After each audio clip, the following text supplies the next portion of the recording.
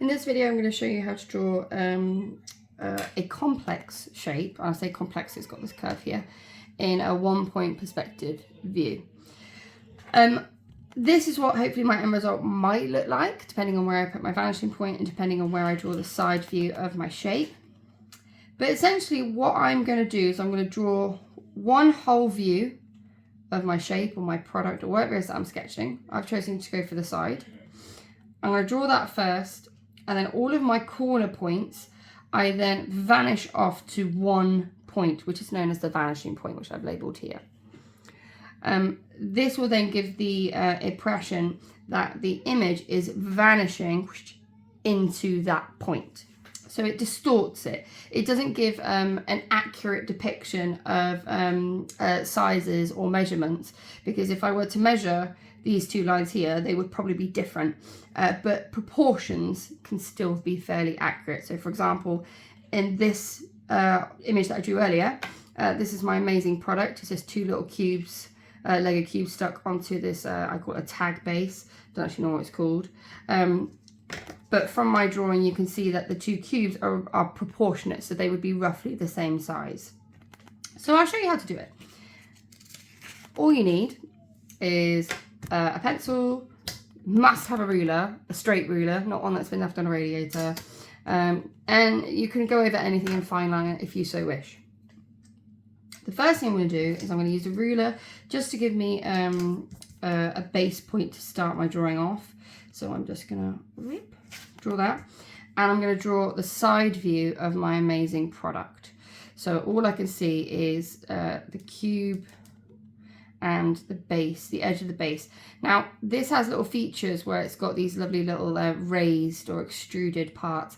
I'm not going to include those just yet, and I'm going to explain why later on. So I need to draw my base. That's quite thick. And then the cube on top, just one. No, I'm not using a ruler, I'm just doing it freehand.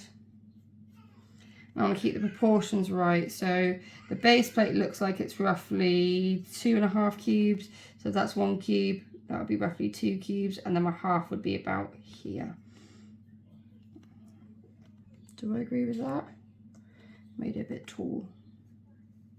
That's better. Okay. So proportionately, I'm happy with that. So that's my side view.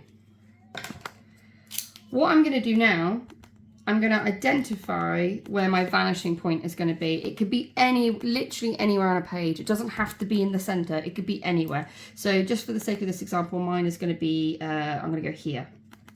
So that's going to be my vanishing point, or my VP for short. This is the fun bit. I'm now going to get my ruler, and at every corner, I'm going to draw a vanishing line to that point. Really nice and simple. Put my sharp pencil on my vanishing point, and then I'm just going to draw my line to the corner, like so. You want to press fairly light. I'm pressing fairly hard just so you can see what I'm doing, but you want it to be quite light, because eventually you would rub these lines out. And I've just realised you can't see very well, so let me just zoom in. That's better. Apologies. There we go. So now what I'm going to do is I'm going to start adding in all these extra little features. I've got my 2 blocks, and then I've got these extruded parts. I'm going to focus on the 2 blocks first, and then getting the width of the base plate correct.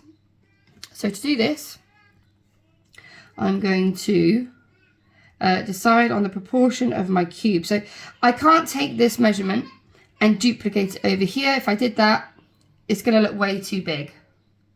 Way too big. So because the line is vanishing, it means my sizes might be decreasing ever so slightly. So I'm actually going to draw it so it's a lot thinner. And my lines are going to be parallel.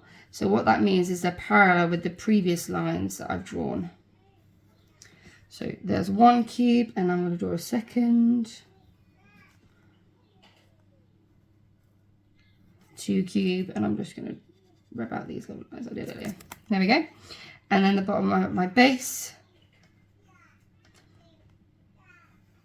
Now, to do the curve of the base, I've got to decide where does that curve actually start. So if I look at the product itself, it starts roughly a third of the way into the base plate. So I'm going to just go say roughly a third is about there. And on this piece, if I actually draw the back corner, a third would be round about here. So almost roughly the same position. And then all I'm going to do is I'm just going to draw a curve going up to the edge line and then back. And then that is the new corner of my base plate.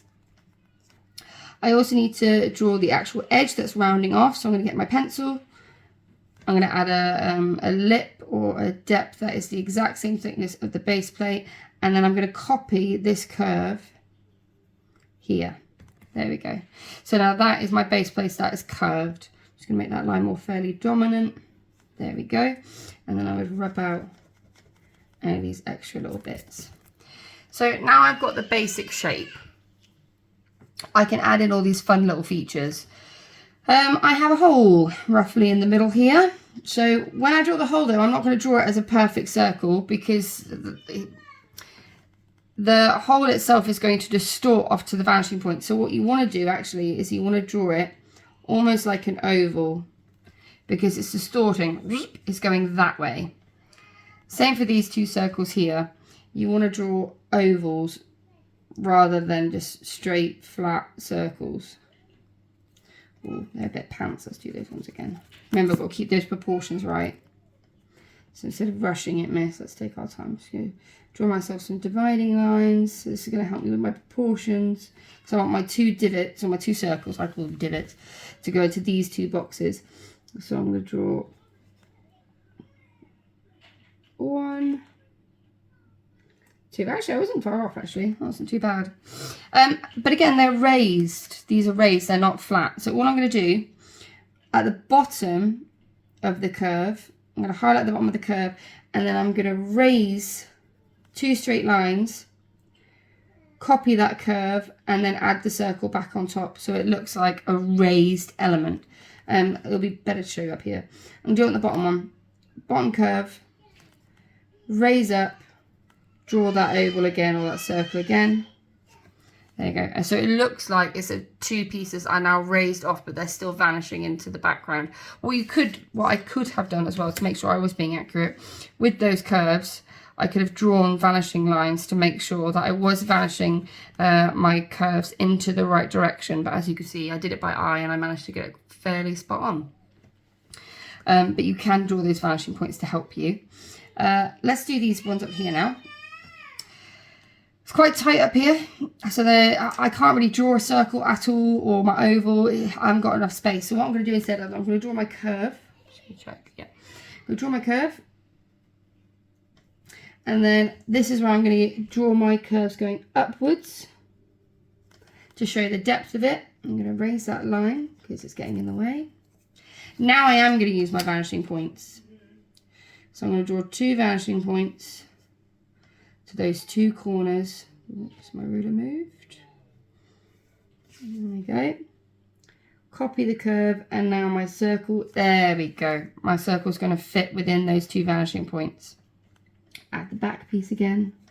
And I can also use those 2 vanishing points to draw the next raised or extruded bit, which I don't have much space to do.